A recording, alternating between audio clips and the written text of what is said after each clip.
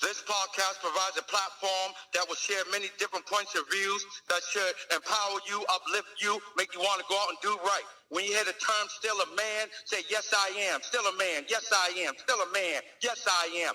Let's go.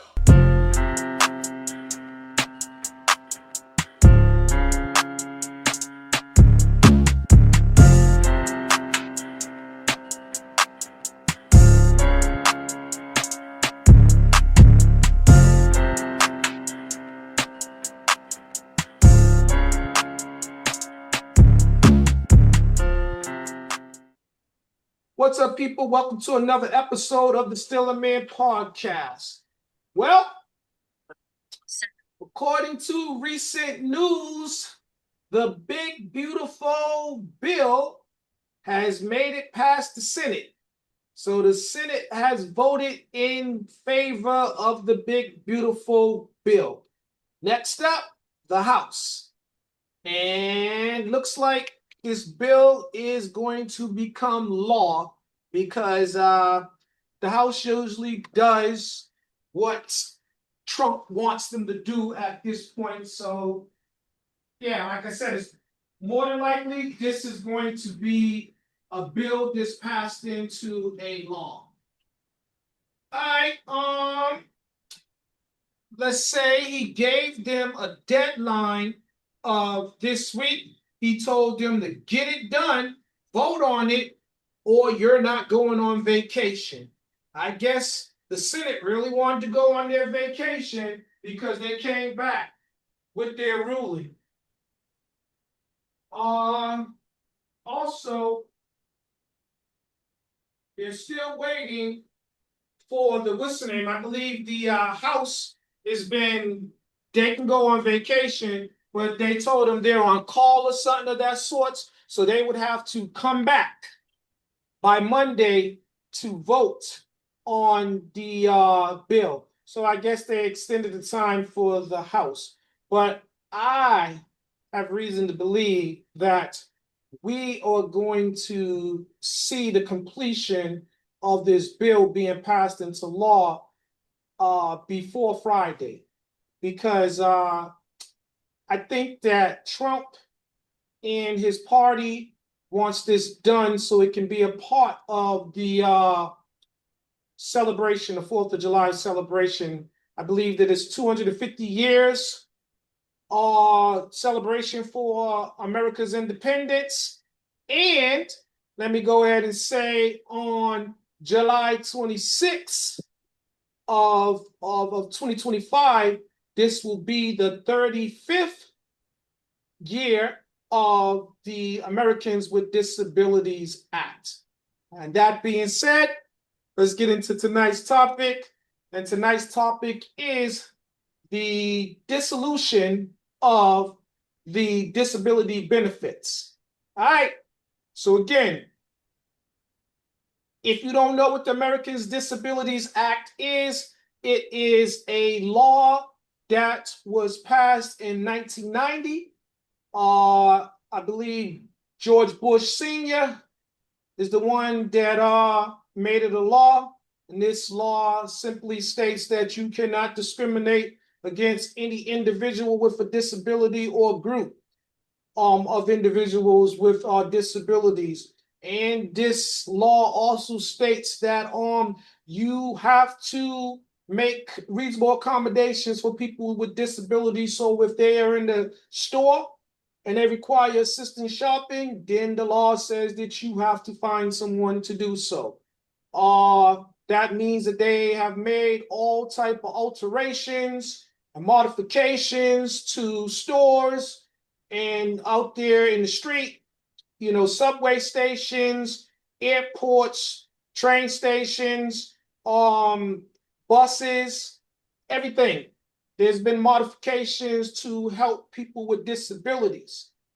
And knowing all of this, where there are laws to set up to protect people with disabilities, I cannot understand why in 2025, we are now talking about cutting disability benefits, elderly benefits in any, let's say, government assistance services such as Mass Health, Medicare, Medicaid, SNAP benefits, Social Security, SSI, SSDI. Don't forget about transitional aid. All of that is hand in hand. So any type of services that the impoverished would utilize to enhance the quality of life, they're threatening to take that all away. Well, let's get to question number 1. All right. Let me go ahead and pull up these notes. Open notes. All right. Let's see what we got. First question. First question is question number 1. America claims to care about their citizens with disabilities. If this is true, then why are they ignoring the Americans with Disability Act that just so happens to be a law? Let's go to Itzma first. Itzma, let's get your perspective. Why are these anal individuals in government disregarding the law that says that you're not supposed to be able to discriminate against people with disabilities, but it seems as if that is exactly what they are doing as it pertains to these budget cuts? What do you say?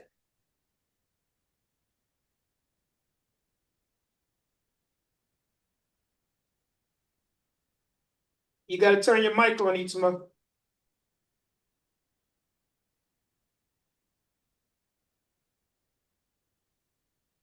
Patsy, what do you say? They're a bunch of ignorant ass folks that really don't get affected by any disabilities, and if they have family members, they don't associate. They're disassociating with people of disabilities if they actually know anyone with a disability.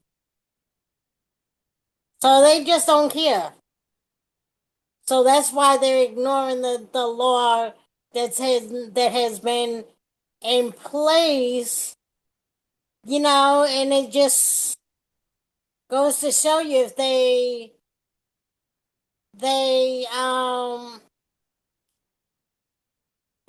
disembowel the DEI law, this is just another law they're trying to demolish and trying to make this like they're trying to whitewash this country. That's basically what it is. If you get rid of anyone that doesn't look like them, and then they feel like that's lesser to them, they'll try to get rid of everybody. Okay, that's good. That's good. Bert, what's your perspective? They got a law in place that's supposed to protect people with disabilities, but it seems as if they're purposely ignoring it. Does this imply that America cares about people with disabilities? I don't want to speak for all of America that doesn't care. There's certain people that I guess aren't as empathetic to disabilities as others. So no, the whole country, it's not that they don't care. Maybe the people that are trying to disregard the law and go past the law and do their own thing, I would say those are the ones that don't care. But overall, I don't want to blame all of America, but I mean, they've been doing it. They killed off the elderly with COVID. They're trying to knock off this population. They're going to go after the gay population. There's more to come. Or the story ain't over yet. It may change within time. Okay. Well said, well said. Gregory, what's your perspective? Can I get the full question again, Big Dog? America claims to care about their citizens with disabilities. But if this is the case, why are they purposely ignoring the Americans with Disabilities Act? which happens to be a law? I don't know why they're ignoring that act, but it's saying that although there is possible concerns with this, it's not actually in effect yet. So I don't know why people came up with the, but then again, you have evil politicians and people that want to see people on top of other people. So it's just another pyramid scheme in America. Okay. Robert, let's get your perspective if you can.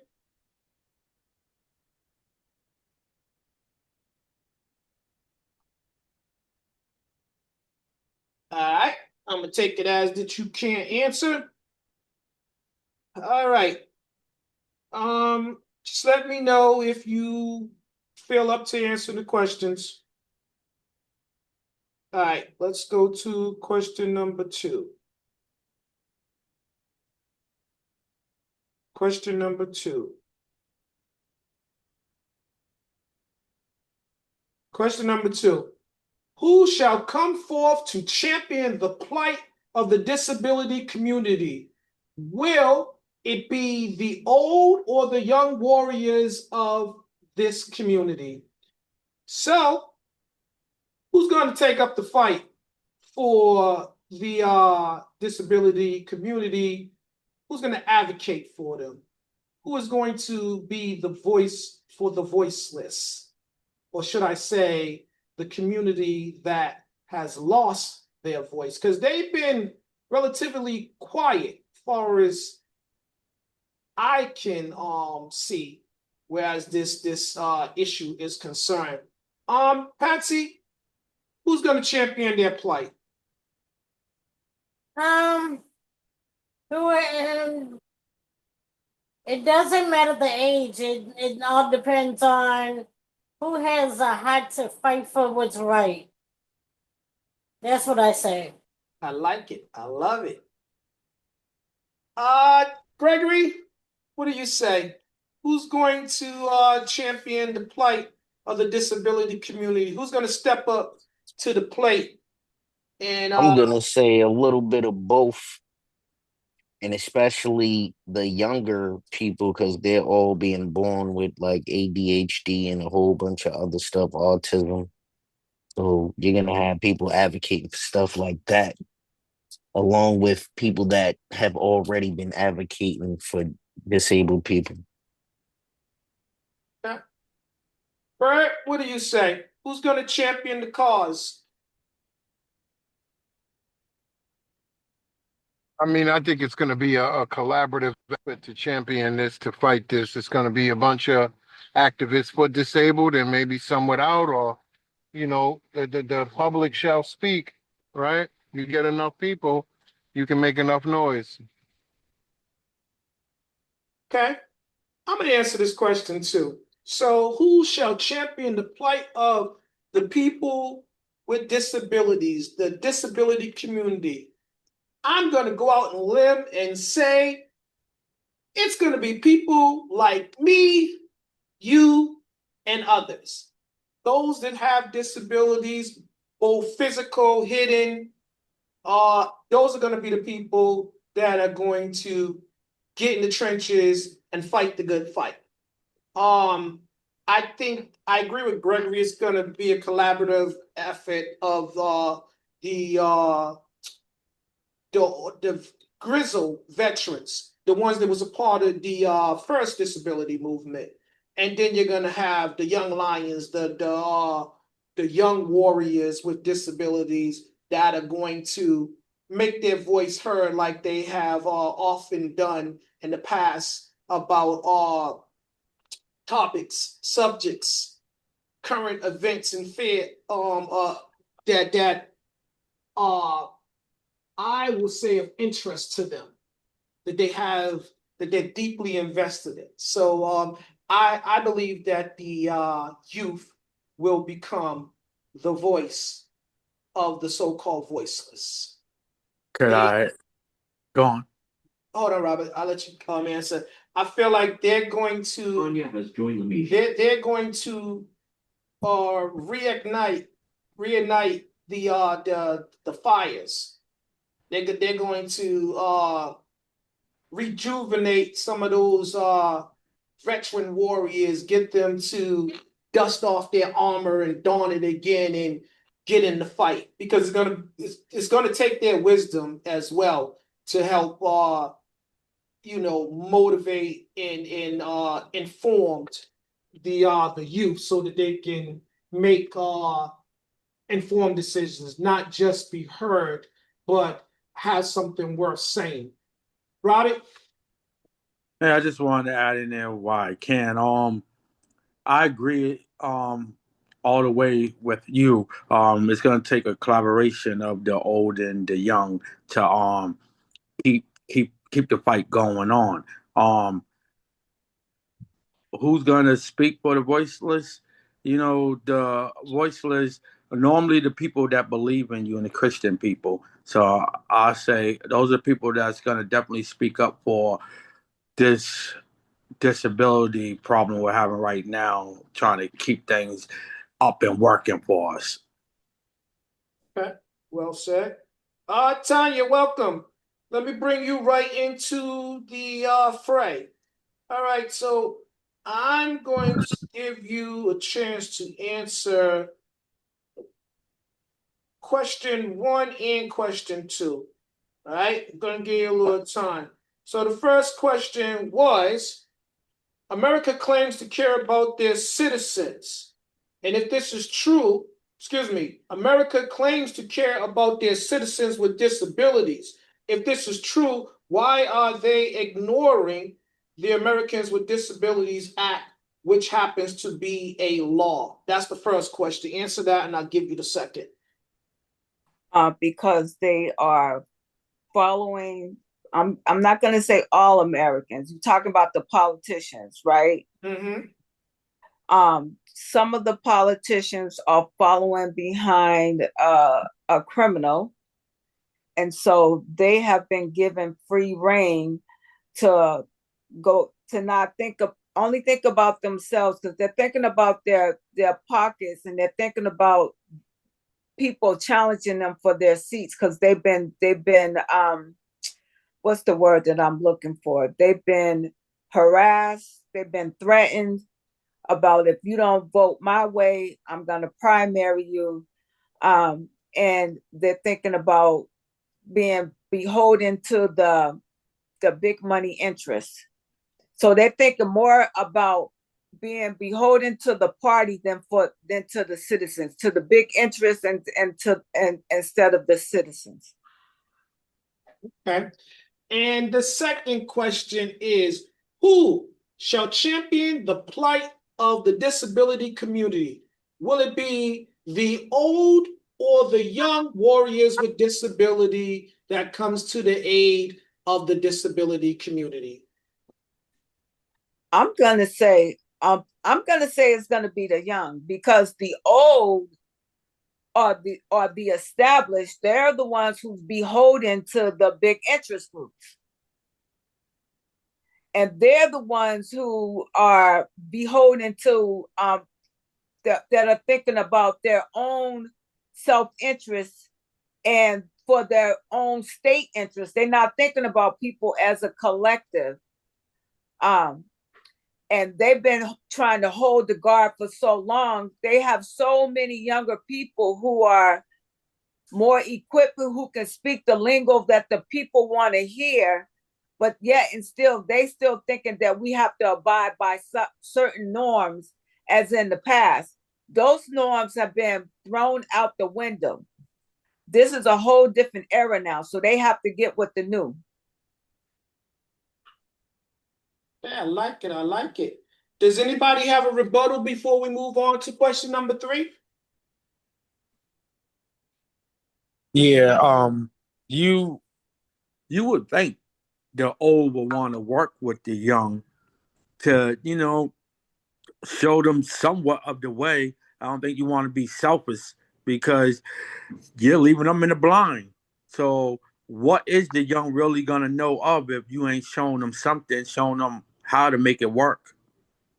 They have to come together. They have to try to collab on something. Okay. Anybody else? I'm just going to add, in order to collab, you got to be willing to work with the younger group. As it is right now, there are some of the old guards that are stuck in their ways that don't want to hear. They consider themselves moderates when they really not.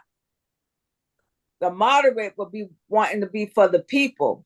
What they are fighting for is not so out of pocket. It's what the people they're listening. The young people is listening to what the people want. They on the ground. They listen. The old guards are sitting up in their high chairs in the Senate, and they ain't talking to their people. They only listening to the special interest group. The younger generation, and I can say some of the old, like Bernie Sanders, is listening to the young people and listening to the people who are hurting. They know more about what the people want. That's why they got all these people showing up to their rallies about what is going on and how they're going to be affected and how they're going to be hurt, because they're speaking to what they going through. Okay. All right. We are going to go to question number 3. And question number 3 reads, are disability services rendered differently as it relates to race and economic status? So let's go to Bird first. Bird, do you get a certain level of services based upon your race and your economic status? So do you get less pushback when applying for all services and receiving said services? Me? No, just people in general.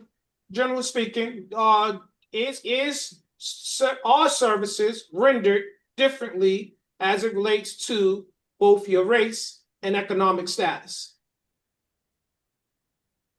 Do you know this to be true and false? I think it's true. I think it's true. I mean, I think different races or race may come into factor on some level of people's eligibility. What's good for one ain't good for all. I can see that, or they have better contact for resources than, some urban population has. So, yeah. Okay. Patsy, what do you say?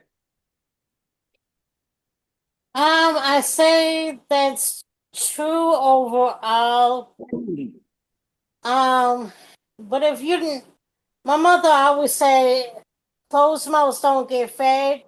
So if you don't go out and fight and open your mouth for not just what you want, but what you need for services, and really, really push for what you need to have happen for your disability and the accommodations for your disability, whether it's financial, substance, or certain services at a job to accommodate you, or at the grocery store, whatever it is that you need accommodations to get certain things done. Not that you're not willing to work, but you need that accommodation to actually work for you so that you can do whatever job you're doing. You need to advocate for yourself. Sometimes you are your best advocate to actually get things done. So yeah, like you some economic and your skin color can play an effect, but if you don't push back on some of that discrimination, then you're gonna continue to get that discrimination against you if you don't allow people to roll over you, Like it. You got more? No, that's it. All right. Let's go to Gregory. Question again, big dog.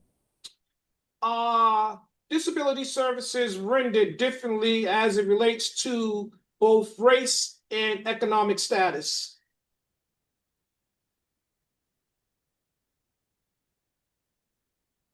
Most definitely. And that's just the way the cookie crumbles because the world is ran on racism. So they definitely, like I said earlier, you got the evil politicians and the pyramid scheme. So it's people that want to be on top of other people. Your race and your status all contributes to anything in America.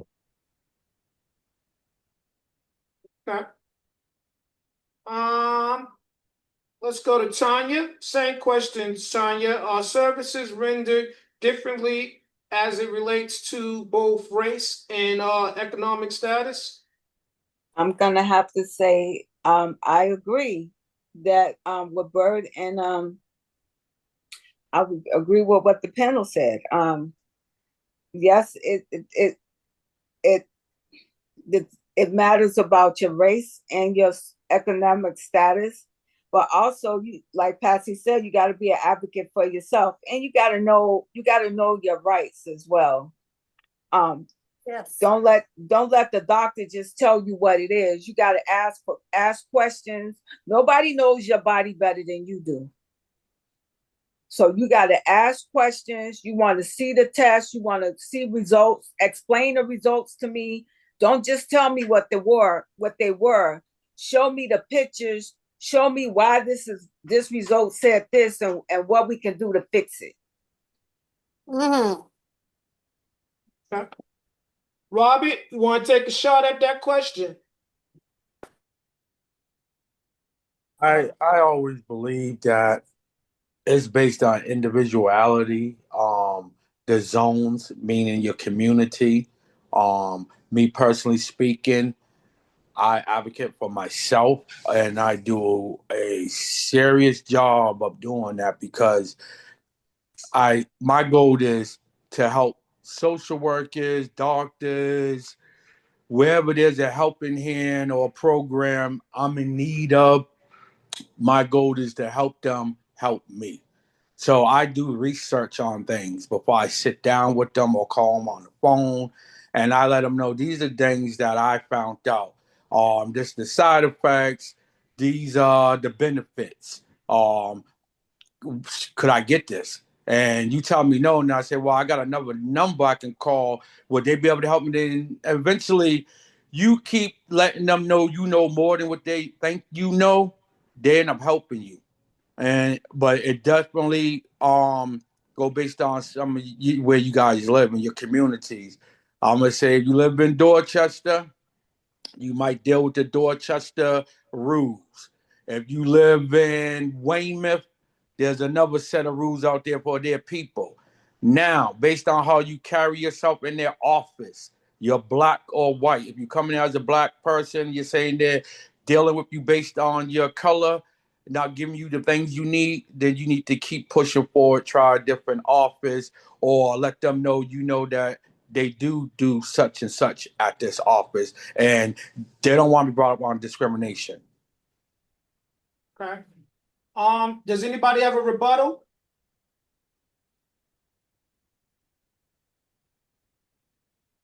Okay, we're gonna go to question number 4. According to Elon Musk and members of the Wealthy White Man's Club, Donald Trump's big beautiful bill will essentially eliminate the fraudulent spending of government funds as well as bring a stoppage to the overabundance of fraudulent disability claims as well as fraudulent claims for government assisted funding. Robert, what do you say to that? Donald Trump and his cohorts believe that this big beautiful bill is going to be the alpha and the omega, is going to be the ultimate solution It's going to bring an end to everything that is bad and make everything great again. Make America great again. MAGA. Go ahead, Robin. What do you believe? That big, beautiful bill is going to increase hardship for the people that's already experiencing it and those to yet experience hardship. It's going to create more population control. That's the death sentence bill. That's all I got to say. Okay. Bert, what do you say? I don't know. Bob said a lot. I believe, yes, the ones that are fraudulent need to be dealt with appropriately. The ones that really need it should be managed appropriately and able to receive, the financial and housing and whatever assistance is needed. If it's real, you got it. But yes, we are plagued in a country of opportunists that are looking for every way to scam the system out of every dollar they can get. So yes, those type of people have made this come arise to this point in the world of what we're trying to do for everybody, right? So we're making the righteous suffer for the bad ones that are out there scamming the system, lying, cheating, stealing, right? Misappropriating funds to buy drugs with. You know what I mean? A lot of people that I work with in my community of recovery services, they do nothing but get high with those checks. So that's all they're doing. They're selling food stamps to get money and they're getting high with the checks, and you don't need this assistance. And there's some real people out here.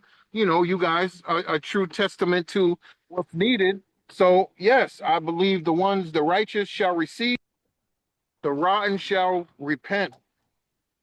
Amen. Like Yes, that. sir. Amen. I Mhm. second that. Um, Gregory? I agree with everything Bird said because this is what I was alluding to earlier. The implications that they're removing the benefits is a little complex because they're really looking into the fraud and trying to get these people that are really abusing the system out. So the people that really needs the benefits, they can reach them. Okay.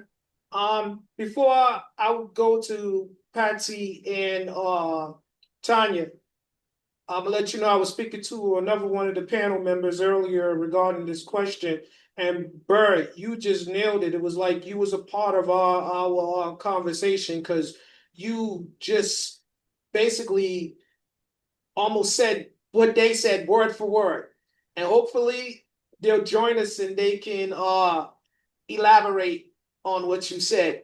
But in the meanwhile, let's go to Patsy. Patsy, the that guy, Elon Musk, and the members of the Wealthy White Man's Club believe that Donald Trump's big, beautiful bill will essentially eliminate the fraudulent spending of government funds and bring a stoppage to the fraudulent disability claims as well as the request for government assisted funding.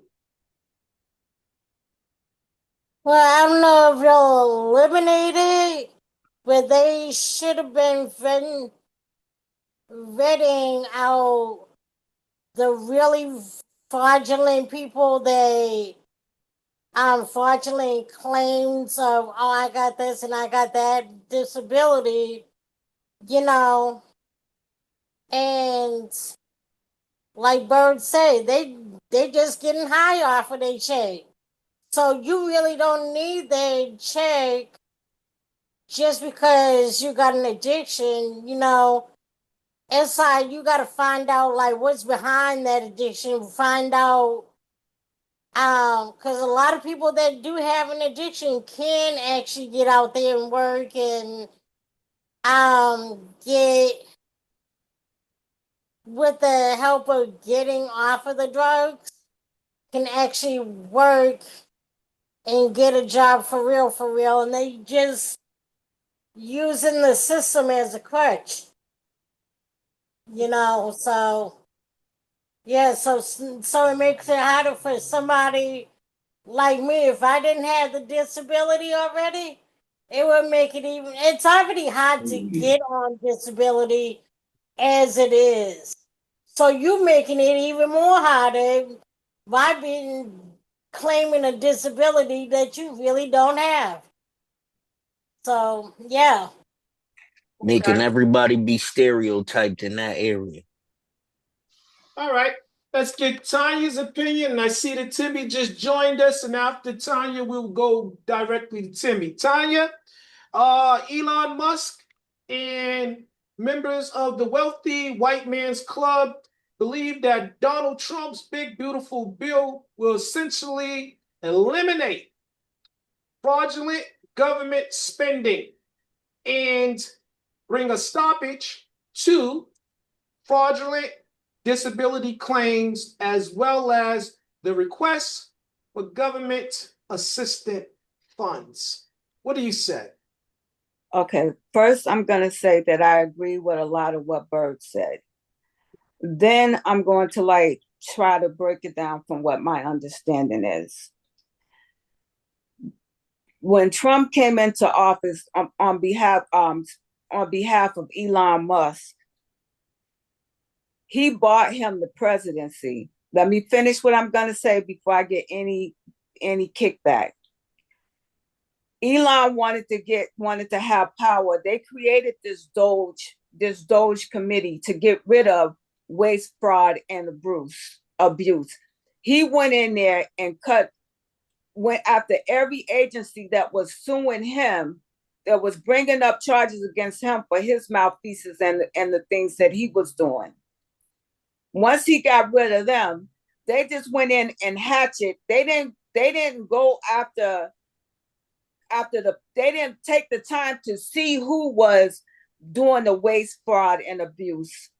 They just went in and willy-nilly cut people's jobs, cut people off of out of work, off of disability. I mean, off of some of their programs, cut some of the programs that was actually helping people, that like FEMA, that gives assistance when we have natural disasters, like the weather center that gives assistance when we having hurricanes and can forecast the weather, like the FAA with the airplanes. They went and cut all of that, willy-nilly cut people that needed, people who worked in for the nuclear bomb situation. They cut all those people and had to quietly hire them back, all for a show to say that they was going after waste, fraud, and abuse.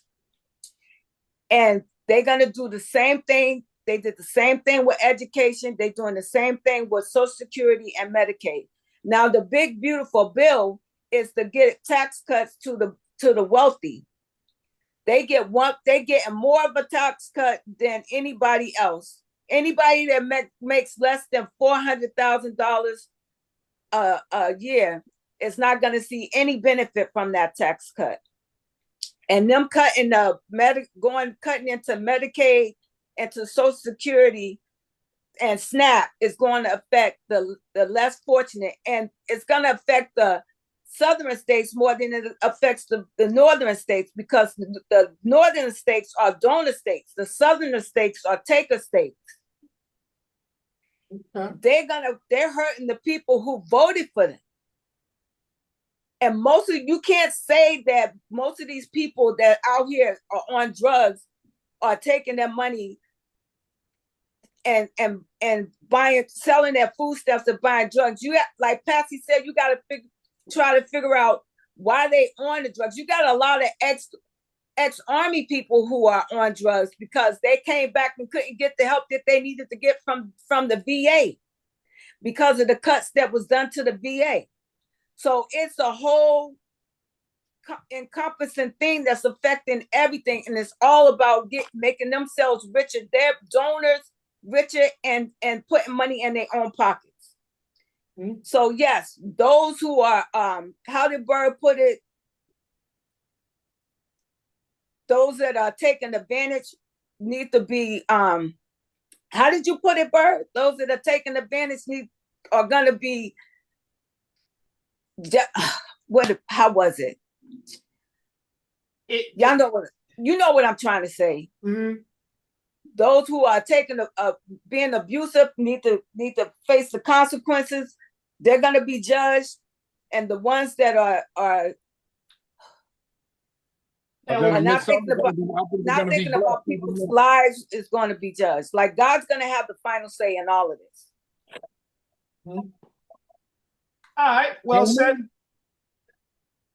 My only rebuttal is to the FEMA thing. Those people don't really spend the money the way that they're supposed to. They're like inefficient with the spending that they do. They don't help the people that really need, like giving out $750 after a crazy hurricane disaster, but y'all are giving immigrants visas for $750 a week. You get what I'm saying? So all of that doesn't make any sense. Okay, let me get Timmy into the discussion. So Timmy, Elon Musk and members of the wealthy white man's club believe that Donald Trump's big, beautiful bill will essentially eliminate fraudulent government spending and bring an end to the fraudulent disability claims as well as other abuse regarding government assistance. What do you say? I say it's no longer called the Big Beautiful Bill on account of Chuck Schumer told them to change that dumbass tired. Now, they all are stealing.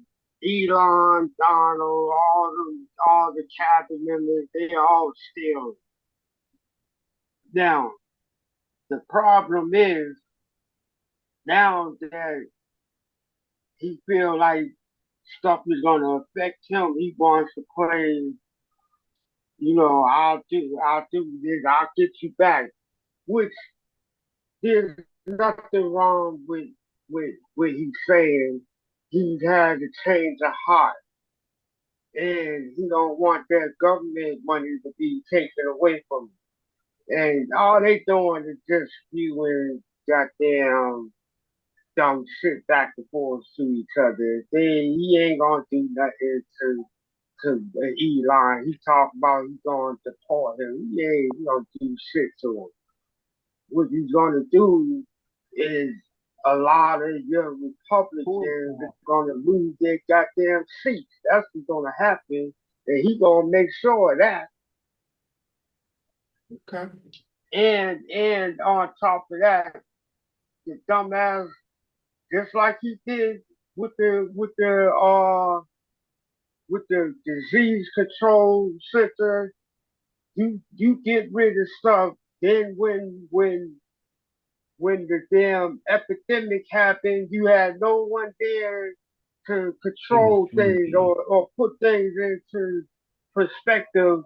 You want to sit up there and lie to the people and tell them all these different lies, different solutions, and looking like an asshole when you say things. So again, he's gonna kill a couple of more people. Hope it ain't people's loved ones, the ones who got them voted for him and who's out here politicking for him. Hope it don't be their loved ones that they'll have a change of heart like they already are now. Okay, well said, well said. Welcome, Duchess. Let me bring you right into the discussion. We are on question number four, I believe. Question number 4, according to Elon Musk and members of the wealthy white man club, Donald Trump's beautiful big bill will essentially eliminate any fraudulent government spending, as well as bring stoppage to fraudulent disability claims and the abuse of other government assistance. What do you say to this? That's a lie. They already have a committee for that, and there's people to the biggest frauders are the millionaires. Who's the ones who got uh PP not P well PPP loans and all this other stuff and don't have to pay it back. You got millions and billions of dollars. Why are you applying for a loan? So you know, the loudest one in the room is the culprit. I stay right there, Duchess. And before I go to the next question, does anybody have a rebuttal? Well, I'm gonna just go ahead and say it for the millionaires that got those PPP loans. They had actual legit businesses. They wasn't in the hood making up some new shit that ain't real and getting $50,000 because I'm making up a goddamn fake ass business. Buying Deuce, smoking loud, Zaza, just blowing all this money on lobster and shrimp, right, G? I disagree. What is his name? Brett Favre uh, didn't need it. He actually there's a couple of people who are guilty of using funds that they didn't need, and this government that we have now is you know waves the magic wand and it all goes away. But that still doesn't mean that it didn't happen. Even some of And the politicians got PPP loans. yes, and for me, I can't And I didn't get understand shit. why. I can't understand why did they all have their hand in their pot when it was supposed to be for people who Because need they it. all was responsible for the government shutdown. They're all behind it. They knew what was about to happen. Okay. Well, aren't they the biggest welfare recipients? Because aren't these the people who say Hmm. you don't need the government for nothing? They got their hand in the government's pocket, both in the front and in the back. And that little third pocket that you hold your little used to be for a stopwatch. Well, let me say this before we go on to the next question. And before I do, is there anybody on the panel that did not get a chance to answer this question? All right, I'm gonna say this. Here's my concern about Elon and their beliefs, right? See, my concern is who is going to be this committee that is gathered to decide who is eligible for the services that some people with disabilities are currently receiving and that have a legitimate claim to, right? Because I fear that when you put people like the wealthy white man's club in positions of authority and power, they are going to use said authority to exercise their influence. And they're going to influence the opinions of those around them, and they are going to sway the opinion in their favor. So let's just say, Duchess, you have a legitimate disability. If I don't like women, and if I don't like women of color, then I can just say, your disability doesn't meet said requirements. So to the back of the line, you go. I just feel like we need Well, to. he gotta be ready for a mouse suit, a goddamn something's coming at him. He can't just do that without anybody unless you don't have the money to fight this person. I beg to differ, nephew. They're currently doing everything that people say they cannot do. The law is going to protect you. They're not going to do this. They're not going to do that. If you are paying attention, the wealthy white man clubs, they are breaking all the rules that their forefathers created because they know the loopholes. Let me ask you a question. Can the mentally ill, mentally retarded, disabled, they're able to vote? I mean, this is a whole new population untapped into the world. They can gather, rally, whatever you want, and I mean, if he's not right, vote him out. Is all I'm saying. Vote him I, out. Get I agree together. with I agree They with You you. voted seen you. South Park. I agree Exhaust with your you. rights and vote his ass out. And, you know, that whole disabled population is just as big as the gay population, a whole nother untapped market. So It's again, it's easier to vote this man in than to vote him out.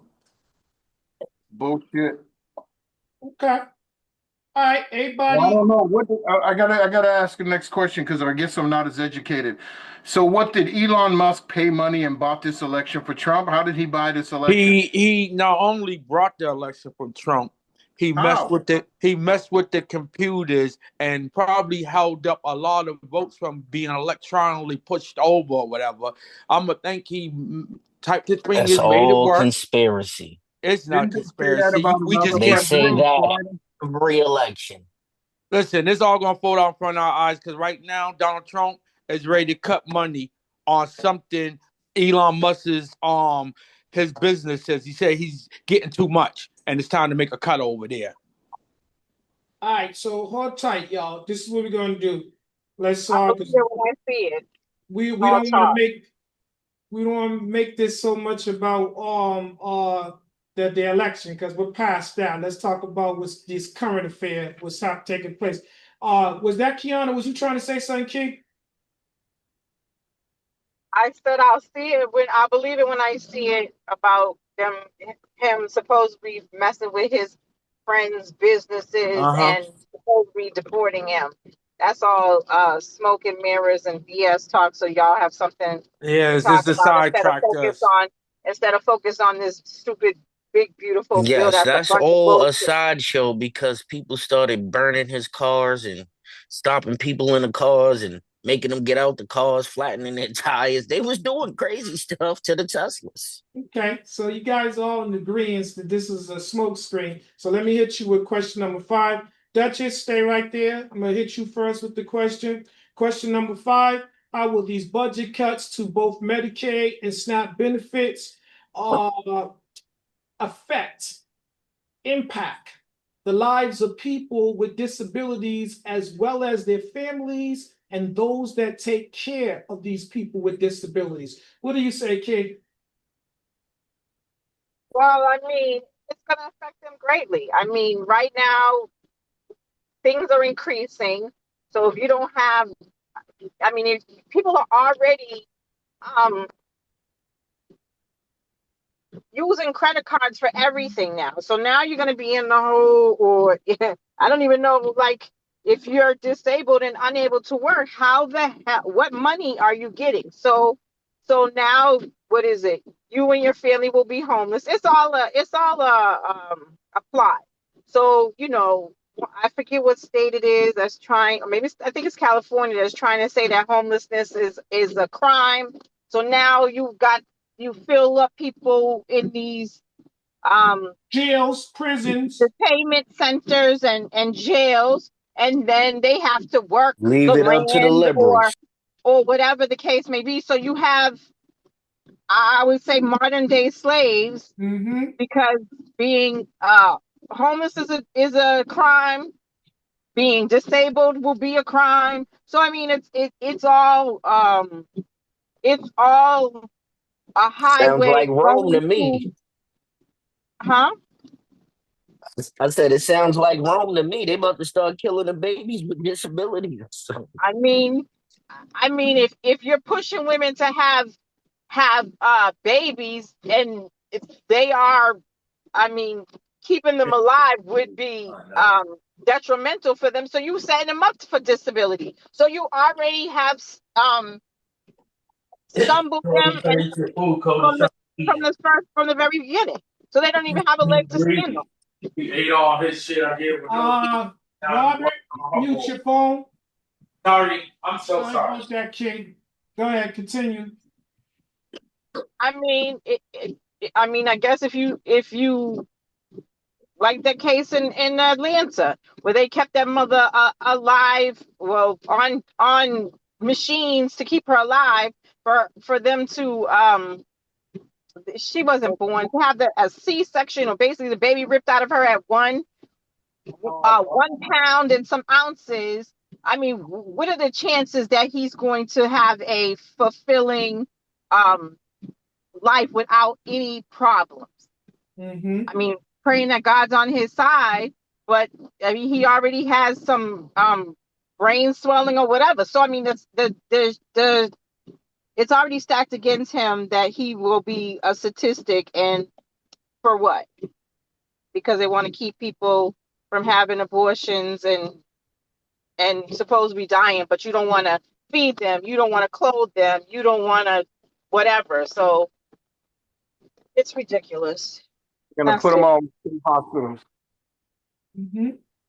Big Bird, And let's can get we point out the fact that California is a liberal state? okay.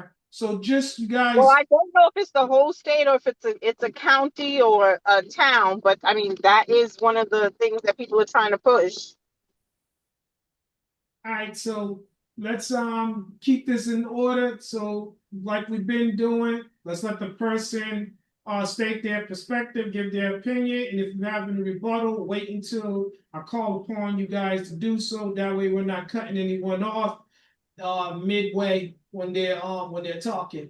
Bert, same question. What are these budget cuts to Medicare and SNAP benefits going to do to people with disabilities and their families, as well as those that take care of them? I don't remember what Bob said, but he said it right on point. You're gonna have a lot of people hungry out here. Kiana mentioned there's gonna be some people that are gonna be homeless out here because of this, and then what's gonna be the next move, right? So they're either, there's a lot of programs that do provide, Meals on Wheels, and they provide food to houses.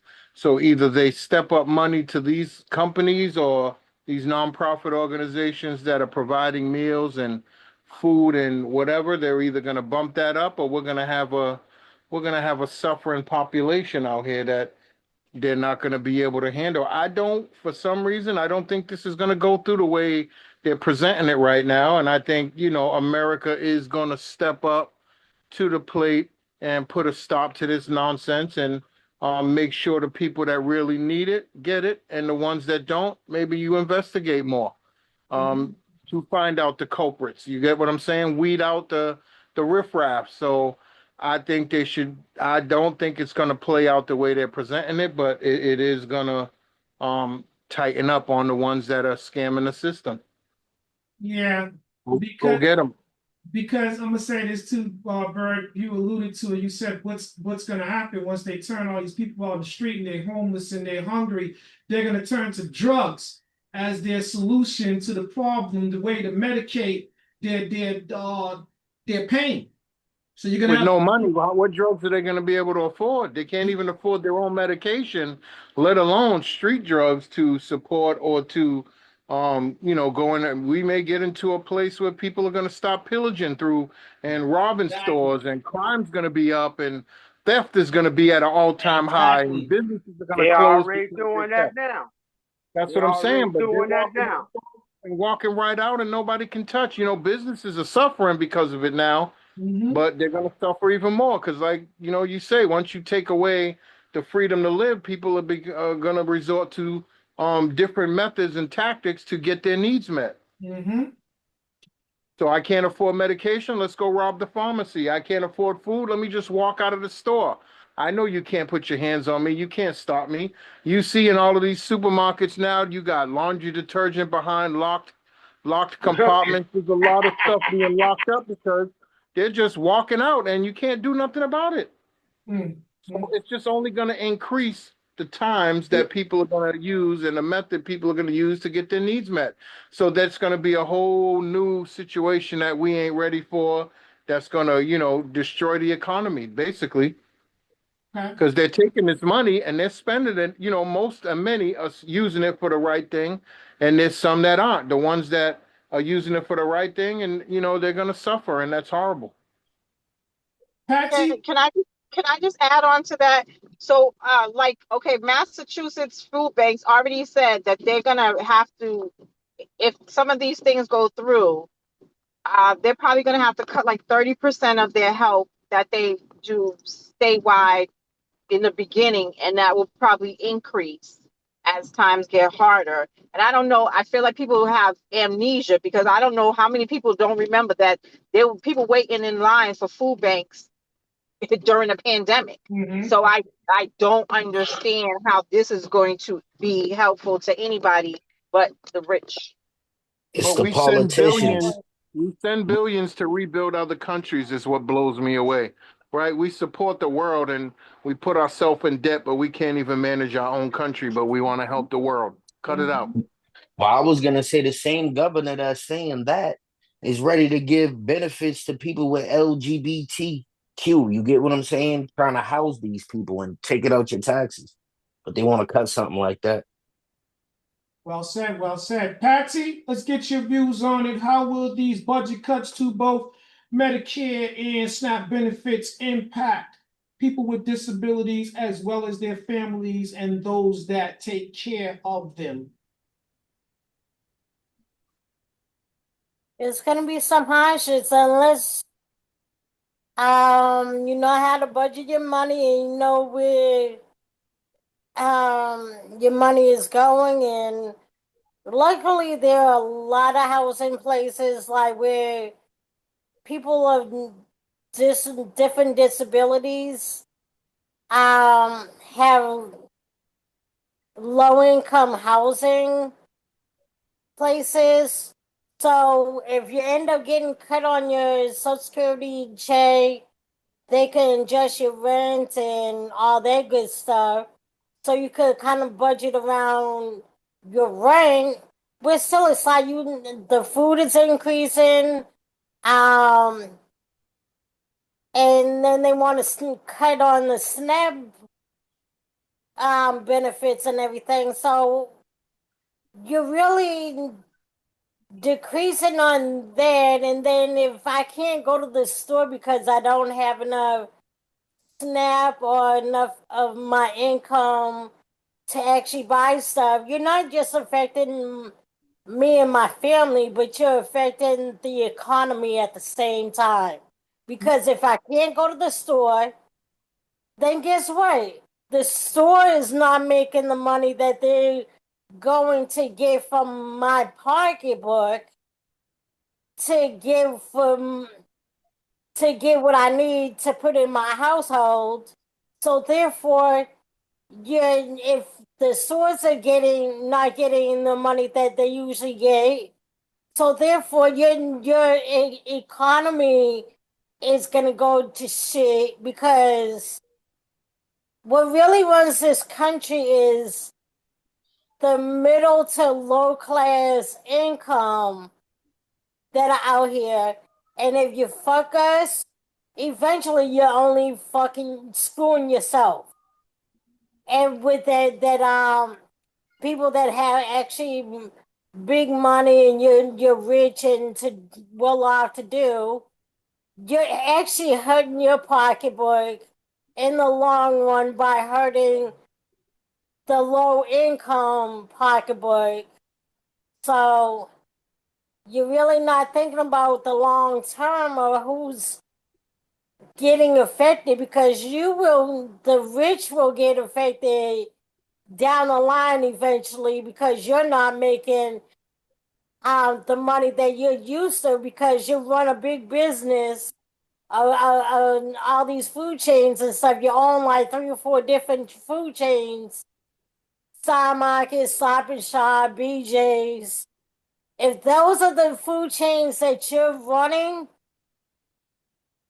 cutting my pocketbook will eventually cut your pocketbook. And then you'll wonder why people are not going to your businesses because I don't have the money to go to your business to buy what I need to buy. Well said. So, yeah, Well said. Well that's said. what I say. Robert, let's get your perspective. How will these budget cuts to both Medicare and SNAP benefits impact people with disabilities as well as their families and those that take care of them? I'm just gonna cover it all real quick. This bill leaves the people no other choice to rob, steal, Yep. kill, Mm-hmm. rape, become homeless, become very, very, very angry with life, almost on the side, ready to commit suicide. Um, I'm just gonna say, I told you guys earlier about hardship, so I'll put it in this way. Maybe people can understand a little bit better. We are about to be in our most abysmal times, and that will set us in a place where nothing but death comes following that. So the death sentence, that's what that bill is. Hmm. Okay. Well said. Well said. Gregory, let's get your perspective.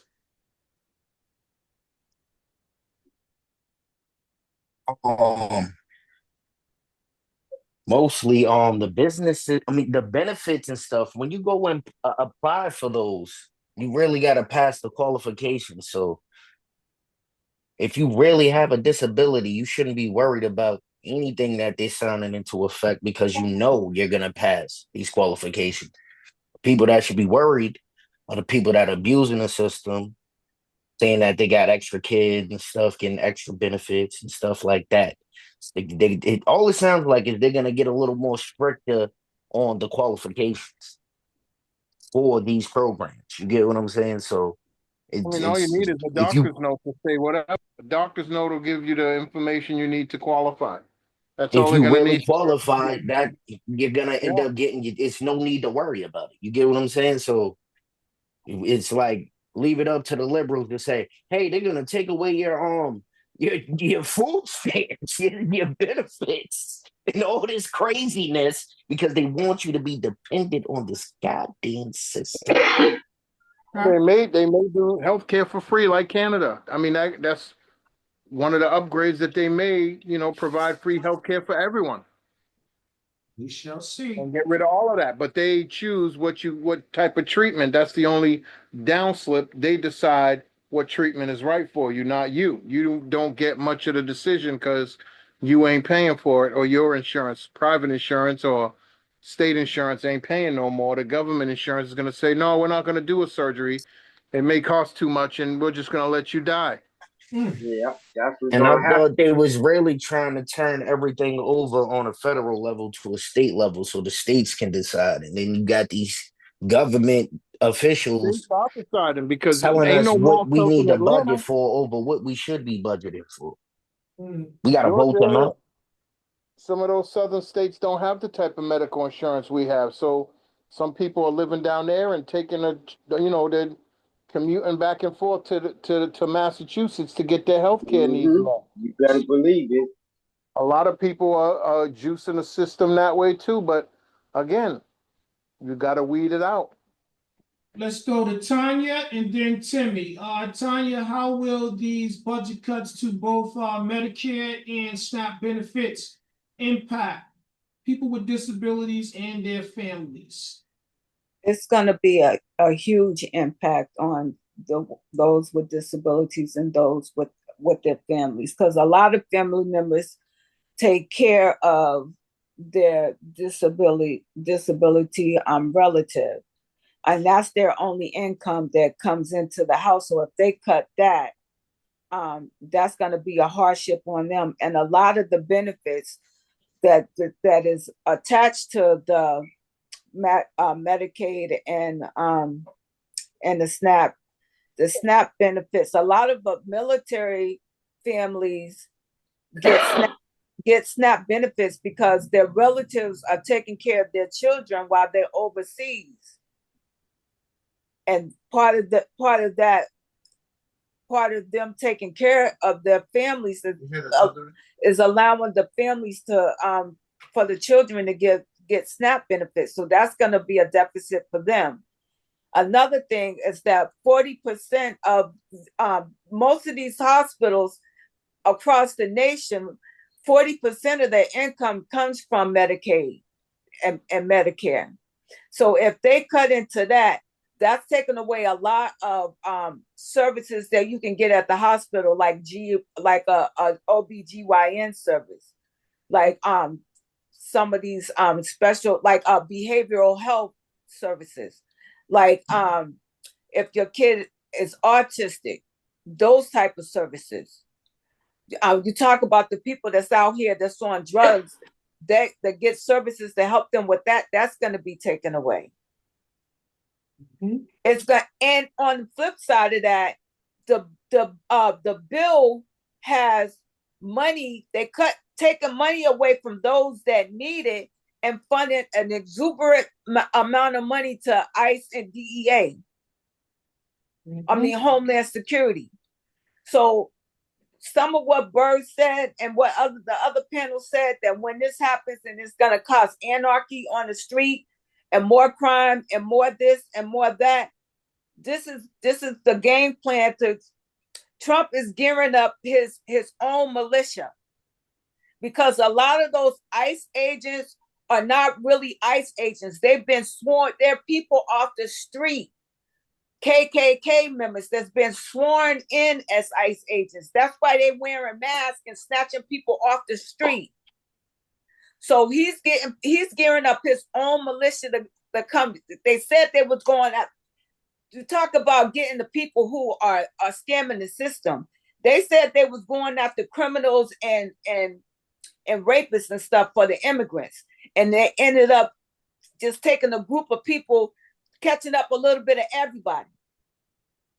So if you think that you safe, you saying that if you got a disability, they're not going to take the time to go through and do the research. They're just going to kick everybody off,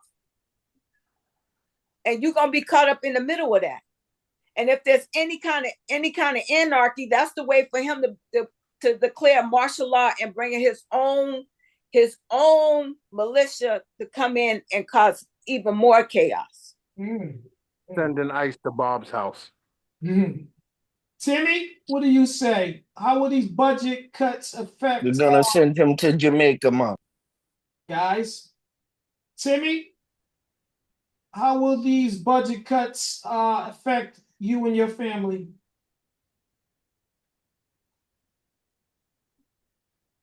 Well, there'll be a great deal of agony and suffering. And you know, they're not gonna pass nothing anyway, because they both have, both the House and the Senate have to be identical. Neither one of them they're trying to get each other to bail each other out. But the Democrats got a fucking wild card, the Miranda Act, which means that they will have them, come back to the table every 3 months or so you know, to regulate things for the people. They're not going to allow them. And then there's a lot of the Republicans that are against it. When they voted on the bill, fucking the vice president was the one that sent it over, because they were split down the middle, 50-50. 50 wanted it, 50 didn't want it. The vice president put his vote in, he voted, so that made the Senate be what it was, 51-50. But their their bill is not the same as the House. So they both of those parties are flipping it back and forth to each other, because they have to have things identical before they can pass anything. All right, so pause there for a moment, guys. Let me give y'all this question number 6. And by a way of vote, you tell me if question 6 supports question number 5, if it's just a run on, and should we even cover this, because I feel like you guys covered it extensively. So question number 6 states, according to research, these proposed budget cuts will affect both the elderly and the disabled. If this is so, why would the current presidential administration risk the health of said demographic? Do you guys feel like we've covered that and extensively with the last question, or do we need to pursue this question as well? Those that believe we should discuss this question say yes, and those that say we shouldn't say no. Those that are in favor of answering question number 6 say yes. Those that are in favor, excuse me, that believe we should just move on to question It's number 7. unanimous. You gotta control yourself. All right, we're gonna go to question number 7. How real is the threat of both displacement and institutionalization of people with disabilities who depend on supplemental benefits as well as in-home supportive services? So again, how real is this threat of displacement and institutionalization of people with disabilities that depend on supplemental services such as Social Security, transitional aids, and things of that nature, and in-home supportive services? That means the PCAs, homemakers, people to do those jobs to come in and take care of the disabled. What do you say, Bird? Is this a real threat, or is this just a conspiracy to make the people behave badly, fearful?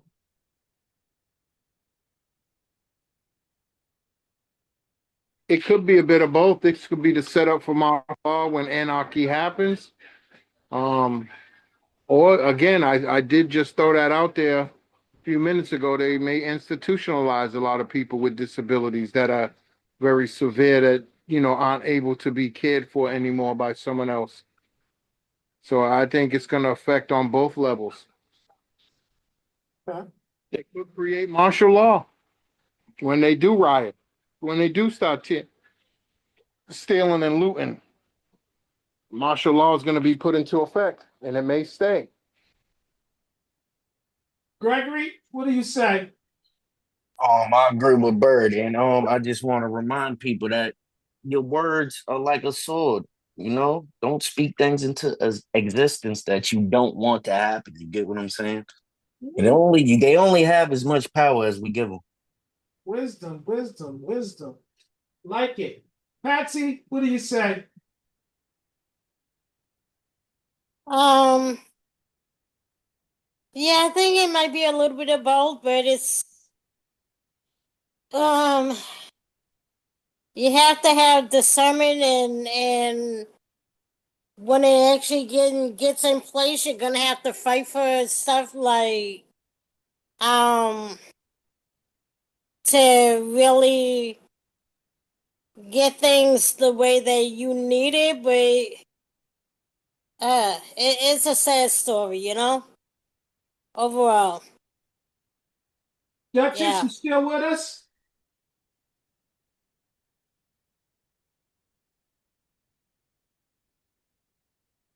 I think we might have lost Gianna.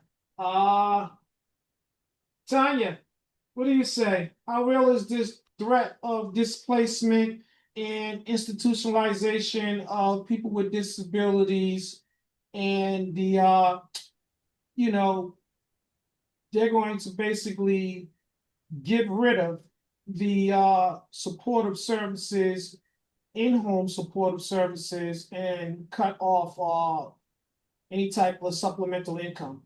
What do you say to this?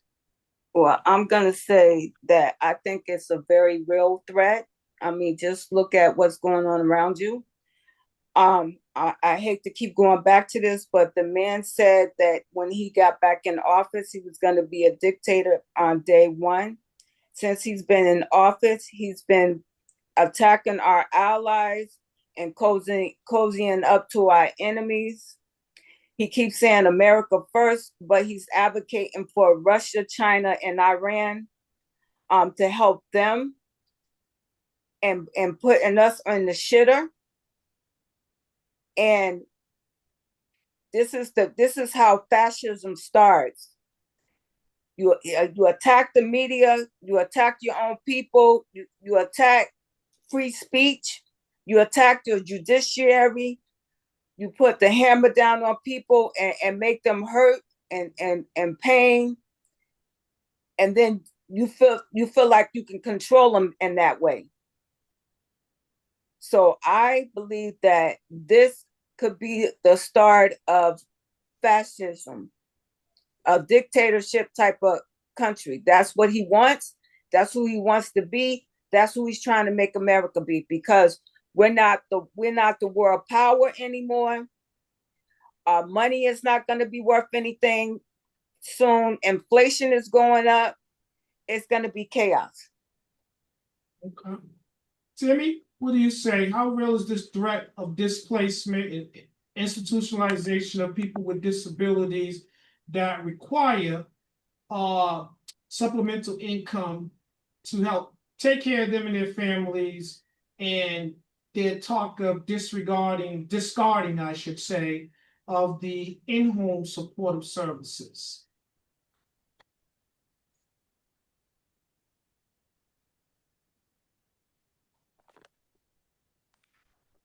Robert, are you still with us? Yes, I am. Sorry.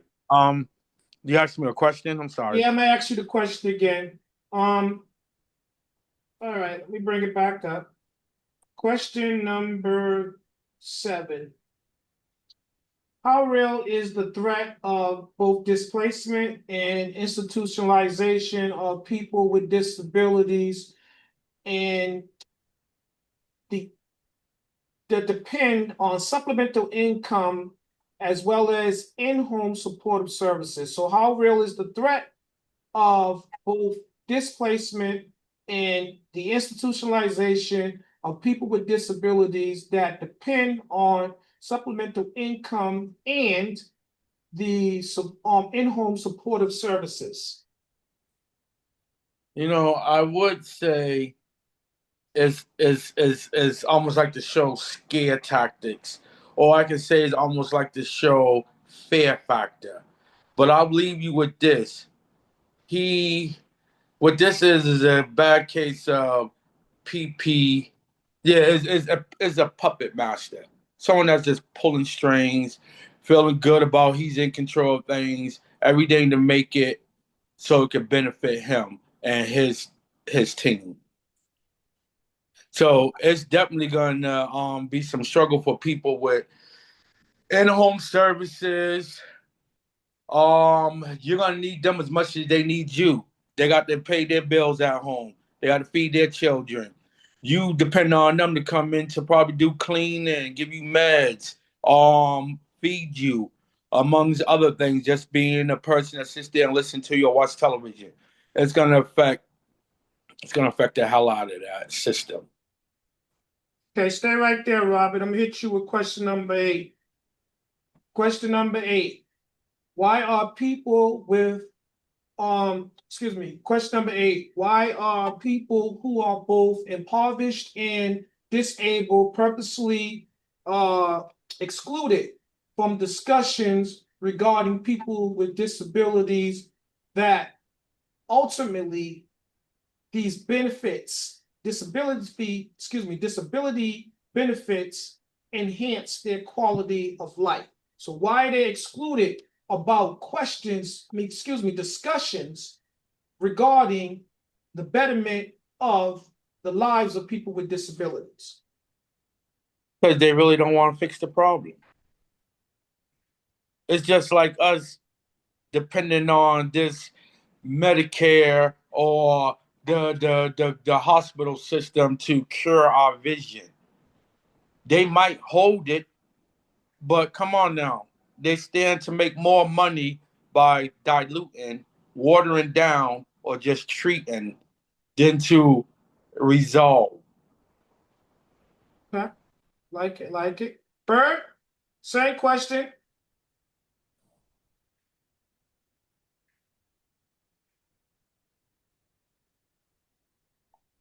Bert, you still with us? Yeah, repeat the question again. I'm sorry. Okay, no worries. Why are people that are poor and disabled purposely excluded from discussions are regarding services that ultimately enhance the quality of their lives? Well, I think they don't believe, some part of America doesn't believe that because you are a disabled person that you matter, right? You don't matter in this say, but you're the one directly affected by this say. So I don't think it's right, but yes, they aren't giving the right people a voice to be heard on the needs that need to be met by that population.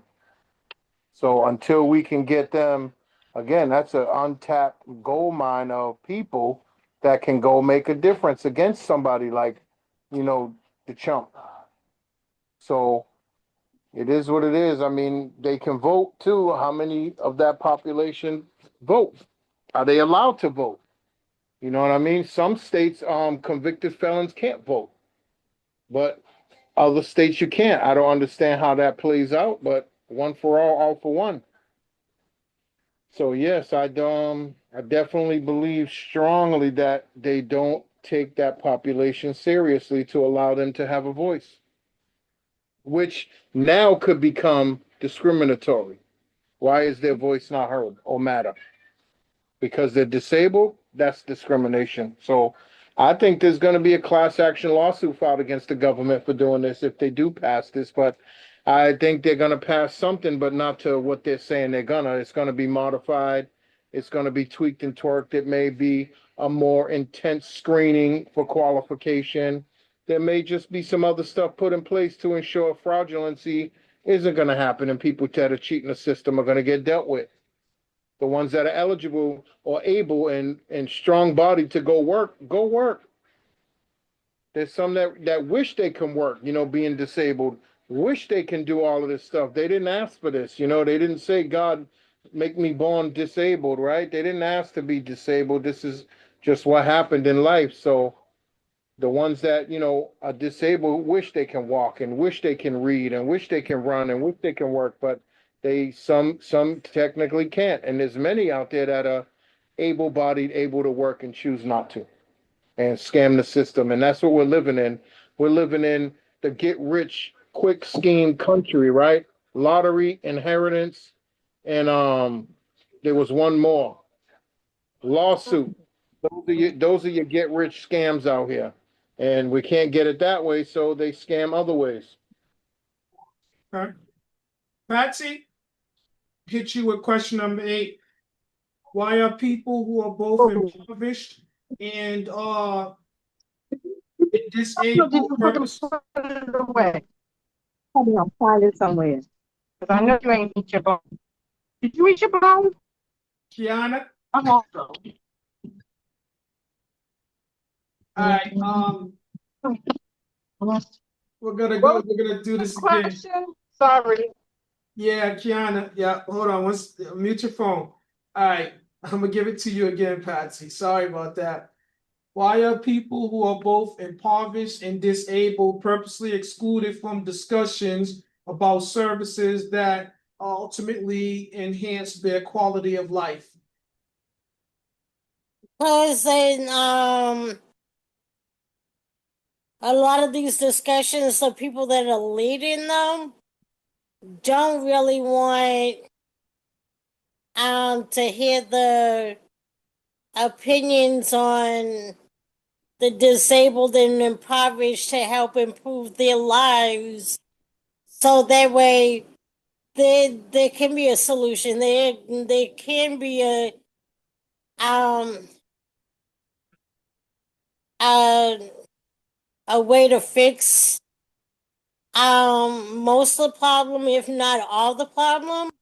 Mm-hmm. So that way everybody's quality of life can be as full as the one that's not disabled, the ones that are not impoverished. So we all can have more of an equal playing field to live a full life. Okay. Kiana, turn your mic on. All right, Duchess, are you ready for question number 8?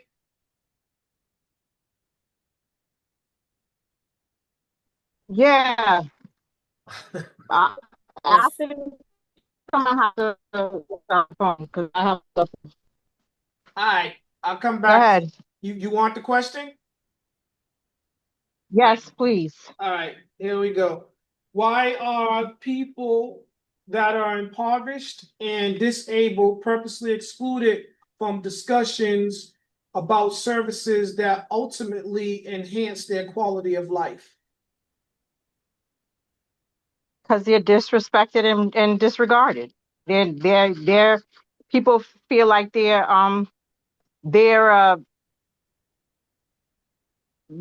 they should be here, so they don't care. So why would I do when I kind of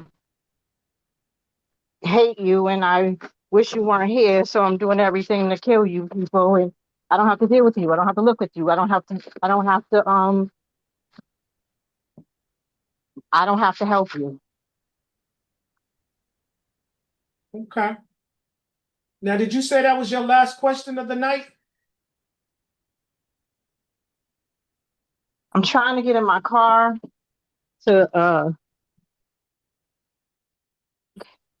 right, do that. so Do yeah. that. Do that. And if we don't come back to you, I mean, if you don't answer no more questions, I know because you're pulled away. All right, Tanya, same question. Why are people that are impoverished and disabled purposely excluded Yeah. from discussions Shut about what? services? Shut it off. Oh, Jesus. Robert, mute your phone. All right, Tanya, I'm gonna give it to you again. Why are people who are impoverished and disabled purposely excluded from discussions regarding services that ultimately enhance their quality of life? Because I'm gonna go with the pe- people on both sides of the aisle are indebted to the big interest. They give a high amounts of donations from the big interest in the pharmacy industry and the tobacco industry, the gun industry, the industry that affects all of these people. So they're not if it's going to be political suicide for them, they're going to stay away from it. When if they all work together, like Patsy said, we all can have an equal footing and better health care across the board. But people use it for political, and those that are in power don't have a clue of how it is for us that are disabled and impoverished, Oh, because they are thinking they are privileged. It's not whatever happens is not they feel it's not going to affect them. It's going to affect the pharmaceutical companies, and that's probably going to make the world change because the Medicaid system and all the medication that's being sold, and all the disabled people that are on medication, all the elderly that are on medication, the pharmaceutical companies are going to take a big hit. So I think they're going to step up. And Tanya, you just reminded me about that. The pharmaceutical companies, I feel, run the world out here, run our country because we make the most. They're making the most money than Yes, anybody out here sir. in the world. And So they yes, backed all of all the them. liberals. Yes, so I think they're gonna have a point in it. They're gonna have a say in Wait, this, hold on. Go ahead, Bert. After you finish, and I then just got to address this liberal situation. they will modify. They're gonna have a modified version of it. That's all I think is gonna come out of the end of this. They're not just gonna cut people off that really need this assistance. They will make arrangements to get the right people the right benefits, and again, these companies are gonna suffer bigger than anybody, as well as our economy, as well as all the stores. There's no more money to spend for half this population. What are they going to do? Businesses are going to be looking for loans, and they're going to be going out of business because they can't sustain, because they just lost, Mhm. billions of dollars in revenue that would have been reinvested into the economy. Mhm. Yeah, and that's exactly what was my point earlier by saying that when you get these benefits cut, my money that I'm spending at the store that I had more abundantly, I can't spend because you know what? My SNAP benefits has gone down and my income has gone down. So therefore, the money I would spend in the store, the store's not getting that. So therefore, like these owners of these companies, which are the rich and powerful, they're not good. They're gonna their pocketbook is going to get hit eventually. Tanya, give your rebuttal, and then we're gonna go Yeah, to my Rob. rebuttal is that that's what the problem is right now because people is talking about it's the liberals. It's not a liberal, it's not a Democrat, it's not an independent problem. It's a humanity problem. People do not value human beings anymore. Okay. That's what it really boils down to. It's a humanity problem. Okay. Robert, you care to answer question number 8?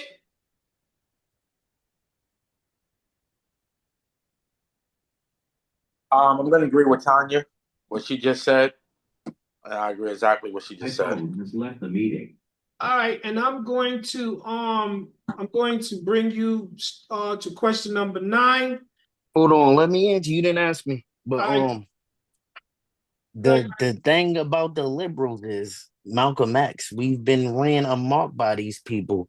Because I was gonna say, this not what they do with everything in America. We vote these people in, and most of the time we're voting in a liberal, and then they go against our interests because we're not a part. The truth is, we're not a part of the club. We're just on the outside playing the game with them. It's monopoly.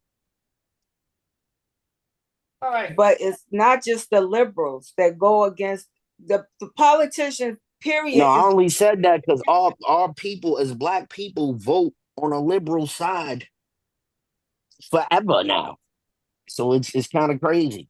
I don't think that you should be saying they vote for what they think they're gonna do for them. That's gonna serve their best interest That's what I was as a saying. We whole. vote in these evil people and we don't really know their agenda. They're really with the system. And we've been doing it for years. Mm-hmm.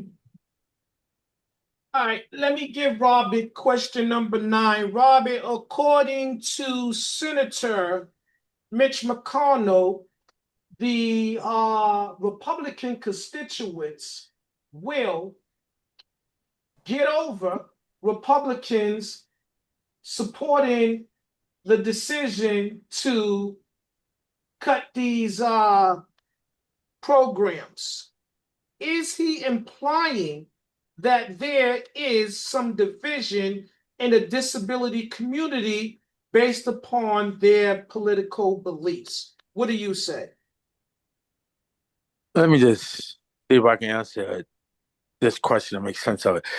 I'm just going to stick with: is there um any what divide in the That's right. disability community? I would say yes. Like in every community, there's some division. Some people want to be more helped than others. Some people want to be more forward than others. So yes, there's always going to be some division, but we need not to focus on division. We need to focus on coming together and resolving this problem with healthcare and other things. Well said. Well said. Bert, what do you say?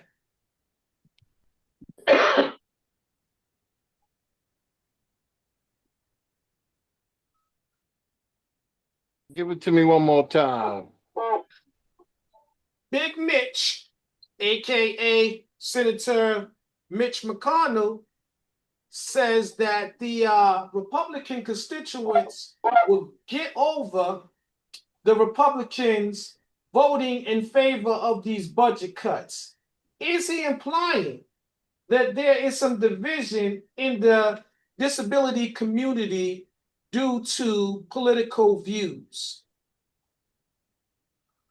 I don't think there's I don't know if there's division because I'm feeling Republican or Democrat, all people with disabilities, whether you're a Republican or Democrat, is affected by this. So it ain't just going to be the poor people. It's going to be rich people have disabled family members that rely on Mm-hmm. Medicaid or rely on other resources, but now they're going to have to foot the bill for their disabled loved ones that even when you're rich. So again, I just don't want to buy everything they're selling right now because again, this is just something in the air. This is to shake up the world, to shake up the country, but again, I just don't think it's going to turn out the way we're all thinking that there's going to be a bunch of people kicked out on the street, going to be a bunch of people not being able to afford certain stuff. It's all going to happen. It's just going to be a modified version of this bill. So they can't meet this way. We don't see that way. So they're going to come somewhere in the middle and make it to where the people that really need it are going to get their needs met. Okay. I don't think there's division though, because guess a Republican or Democrat, white or black, green, blue, yellow, disabled is disabled, and I think everybody's not trying to have this happen. So I think America's going to stand tall, and America's going to make this bill. It may happen, but it'll be a modified version, and I hope it does. They get rid of the scammers and let the people that need it give them what they need. Okay. Timmy, you still with us? Yep. Let's get your perspective. Mitch McConnell says that the Republican constituents, meaning the people that vote in his favor and his colleagues, will basically they'll get over it. The Republicans' decision to support the big beautiful bill and his budget cuts. Is he implying that the Republicans with disabilities are, they're going to be okay with it because of their political beliefs? That man himself is on disability. Mitch McConnell, he himself is on disability because he has a disability. You know, you seen it when he was glimpsing on live TV. You know, so he benefit from the disability as well. Now, the Republicans like to ignore their constituents, you know, some of them. And he not one per second does he believe that they're gonna get over it. He just talking up points, with the rest of the ones that he probably voted for. So he's talking up those points that the ones that agree along with that help that with the passing. Okay. Gregory, let me give you it again. So basically, Big Mitch McConnell, is instructing his fellow Republicans to go ahead and abandon any reluctancy that they would have in voting in favor of this big, beautiful bill and its budget cuts, because the Republican constituents, they'll get over it. Is he And Mitch implying McConnell is a what? he is a Republican? Is he implying that there is some division within the disability community? Okay. Mitch McConnell is disabled himself, like Uncle T said. And I agree with everything that Bird said. Okay, that's easy. Patsy, what do you say? Um,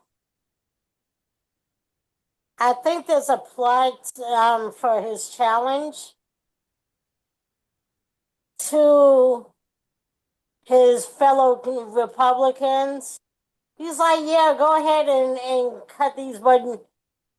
cut all these benefits And because there's a division, yeah, you believe what you want to believe, but there's an set goal in that challenge.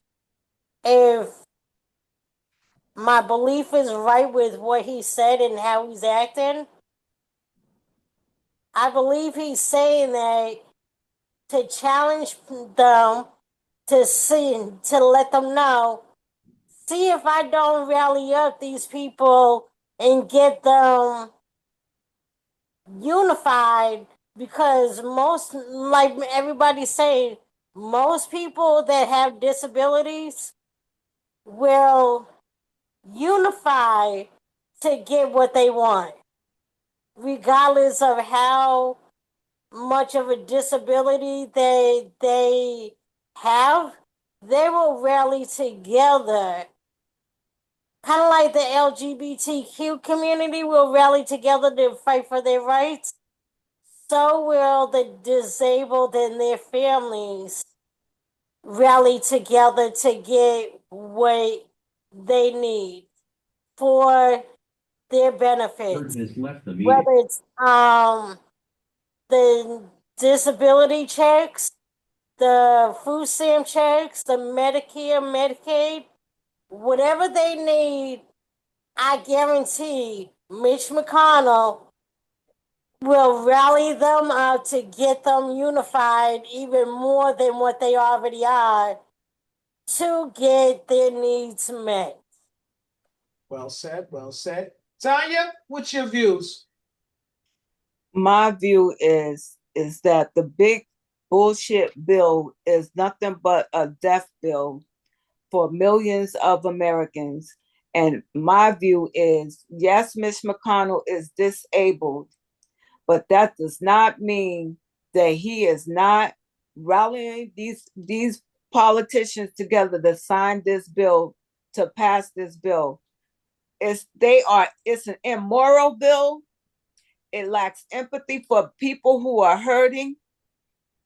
And I believe that just because you are disabled and you got family members who are disabled and getting disabled services, if they getting disabled services from the state and they're your family member, they're not going to step up, and when they got it, they're not going to step up and take care of it because they ain't taking care of it now.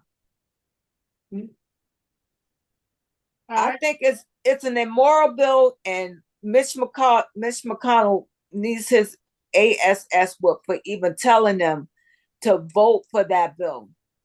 That they'll get over it. Not just their constituents. It ain't gonna just hurt their constituents. It's gonna hurt all of America. So he basically telling them, go ahead and sign the bill. They'll get over it. All they're worrying about is giving Donald Trump a win. Because as of right now, he has passed no legislation at all. All right, guys, we are going to go to the last question of the night. Can I answer that question? Yes, you can, Duchess. I didn't know you were still with us. Go ahead. Yes, I dragged this cage out in a pouring rain. But yes,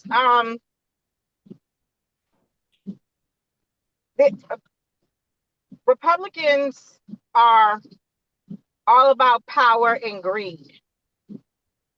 They don't care about the everyday person because their health care is paid by us. They have the best health care in America. So they could care less. And so do a lot of, well, any family members that's attached to them or whatever, or dependents or whatever. So they don't care. It's all about greed and power.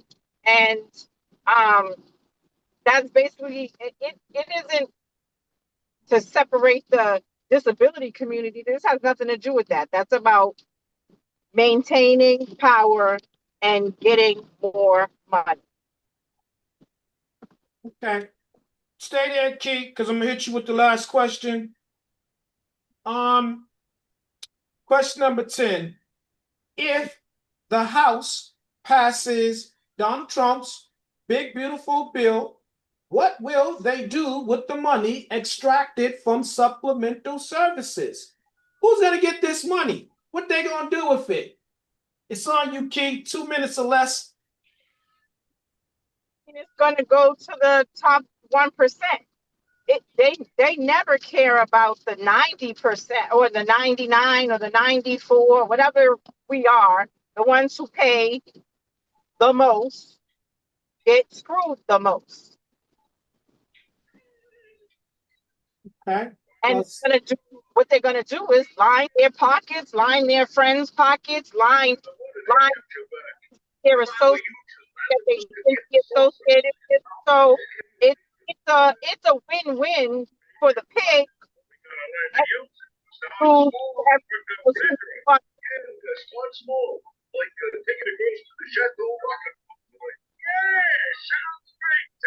I don't know what that is. So whoever's phone that is, mute your phone. that's Timmy's background. So Timmy, again, Kiana, give us that one more time. I said the pigs are gonna get fatter. Well, the hog is getting fatter, and the pigs will get slaughtered. Well said, well said. Thank you for your participation. Timmy, same question. If the House passes this big, beautiful bill, where, or should I say, what will they do with the money extracted from these budget cuts? They'll probably go to some dumbass fucking project that dumbass fool wants. Okay. Thank you for your participation. Patsy, same question.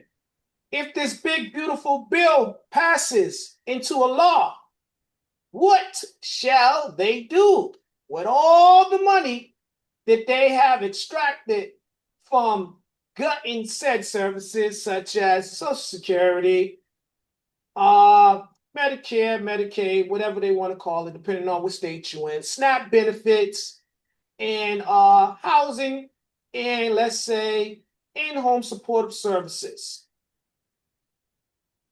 It's going to go to the politicians' pockets for what they want to do.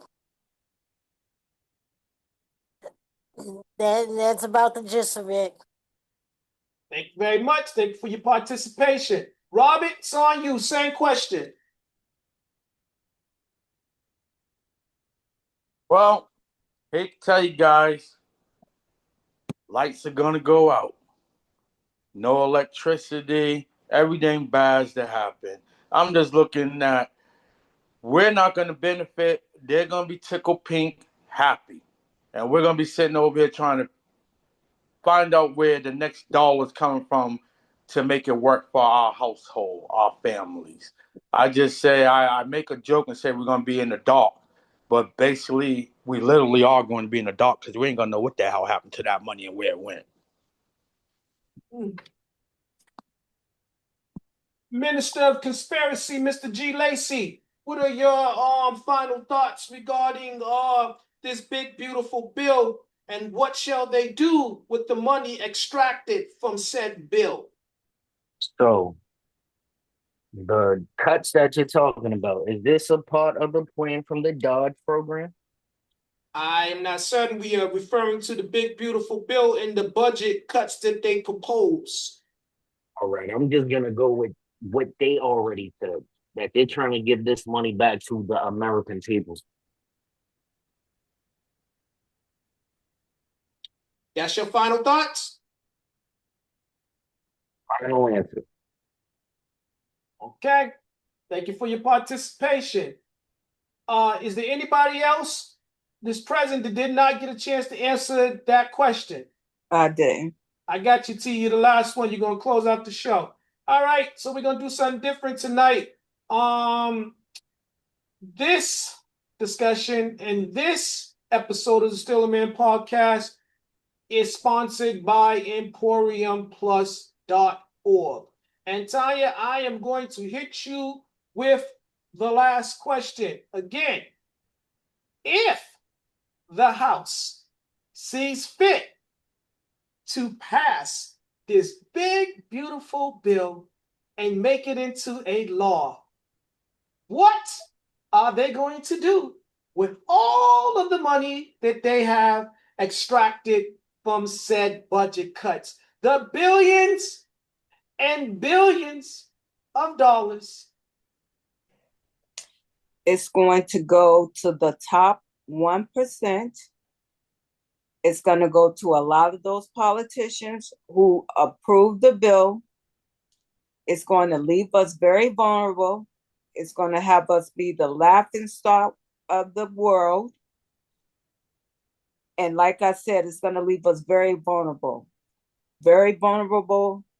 to attack, very vulnerable to martial law, very vulnerable. And that's what I have to say about that. Okay. Well, I'll just end the show with this. Ladies and gentlemen, every woman and man requires a plan, or you shall be subjected to the next man's plan. This has been the Still a Man podcast. Thank you guys. God bless you. Stay safe.